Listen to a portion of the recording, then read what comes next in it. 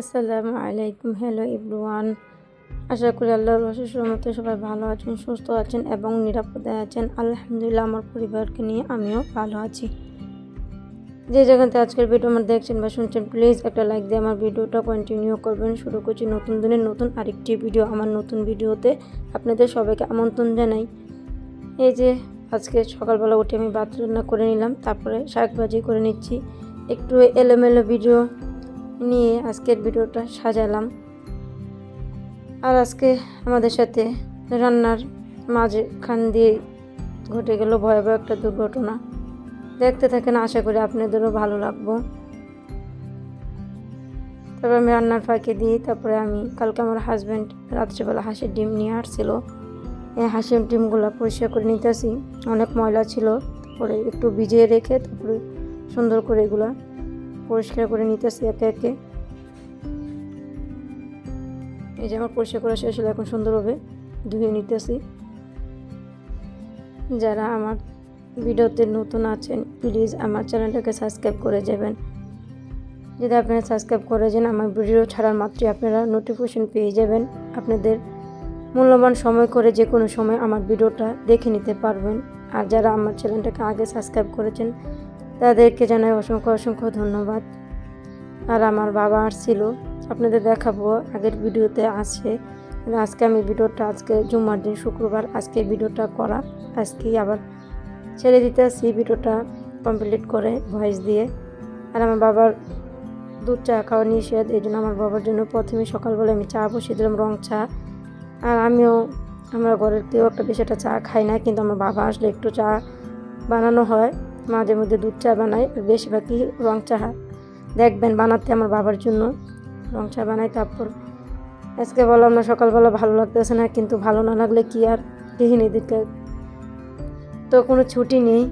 এই জন্য আবার রান্নাঘরে চলে আসলাম, ভাবলাম কি করব এখন তাড়াহুড়া করে। তারপর নুডলস রান্না করে নিলাম ঝটপট করে। তারপরে নুডলস দিয়ে দিলাম, আমার বাবা ওষুধ খাবে এই জন্য একটু নুডলস দিয়ে দিলাম। তারপর আমি একটু বসেছিলাম, বসে মাঝখান দিয়ে কিন্তু দুর্ঘটনা ঘটে গেল। এই যে ভয়াবহ একটা ভূমিকম্প হয়েছিল। আমরা তো প্রথম বুঝতেই পাই নাই। প্রথম আমার বাবা, আমরা খাটে বসেছিলাম, তারপর হঠাৎ করে নড়াচড়া দিয়ে উঠলো। তারপর আমার বাবা বলতেছে ইরাম নাড়ায়ও না খাটটা। আমি মনে করছি প্রথম আমার ছেলে নাড়াইতেছে, তারপর আমি বলতেছি ইরাম বাবা খাটটা নাড়ায়ও না। তারপরে দেখি না নড়তেছে। তারপর তো আমি বুঝতে পারছি, তারপর লা ইলাহা ইল্লাল্লাহ মুহাম্মাদুর রাসূলুল্লাহ পড়া শুরু করছি। কিন্তু বিপদ আসলে তো বলা যায় না মুখে দিয়া, আস্তে আস্তে কিন্তু বের হবো এটার মাথা আসতেছে না। তারপর আমার হাজব্যান্ড আরেক রুমে ছিল, ওই রুমের থেকে দৌড় দিয়ে তারপর ইরামকে কোলে নিয়ে তারপর ছাদে বের হয়েছে, বলো তাড়াতাড়ি বের হও ঘর থেকে। তারপরে তাড়াতাড়ি করে আমরা ছাদে বের হয়েছিলাম।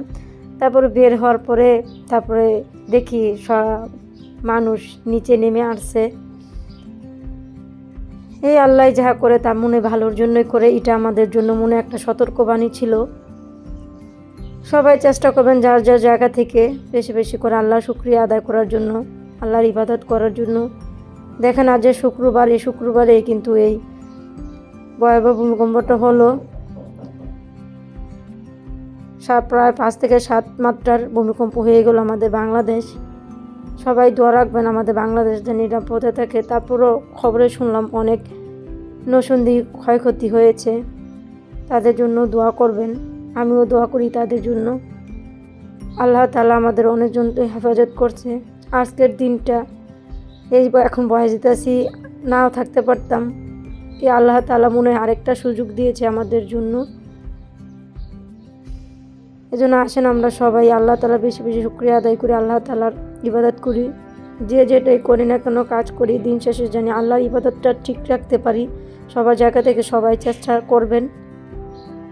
তারপরে তো মনটা অনেক খারাপ ছিল, অনেকক্ষণ বসেছিলাম, ভাবছিলাম। তারপরে রান্নাটা করে তারপর আবার একটু মনটা কিন্তু ভীষণ পরিমাণে খারাপ হয়েছিল।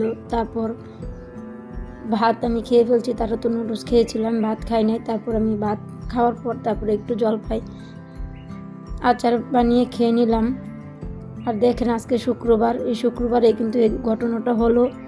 একদিন এই শুক্রবারেই বলে পৃথিবী ধ্বংস হবে। এই জানি না আল্লাহ তাআলা কোন সময় আমাদের শেষ সময় লেখা হয়ে যায়। এটা মনে হয় আমাদের জন্য আল্লাহ তাআলা একটু সতর্কবাণী হিসাবে অথবা সিগন্যাল হিসাবে দেখিয়ে দিল। এই যে এখন আমার জলপাই খাওয়া শেষ হলে একটু ছাদটা ঘুরিয়ে দেখিয়ে দিলাম। আর আমাদের বাড়িওয়ালার গাছে এই ছোটো ছোটো বস্তাগুলো হয়েছে, আমি আগে দেখিনি, কিন্তু ভিডিও করতে গিয়ে চোখে পড়লো, তারপর আপনাদের সাথেও শেয়ার করলাম। তারপর ছাদটা একটু ঘুরিয়ে শেষ করে দিলাম আজকের নতুন ভিডিওটা এখানেই। সবাই ভালো থাকবেন, সুস্থ থাকবেন, সবার সুস্বাস্থ্য কামনা করে শেষ করছি আজকের নতুন ভিডিওটা এখানেই। দেখা হবে নতুন অন্য কোনো ভিডিওতে। আল্লাহ হাফেজ।